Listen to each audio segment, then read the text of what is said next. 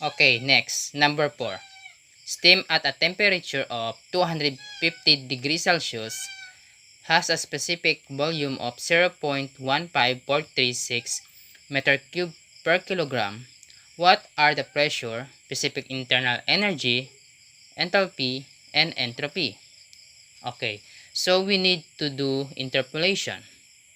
In my solving process, it can be seen that the value of the pressure, or P, is 1.47 megapascal.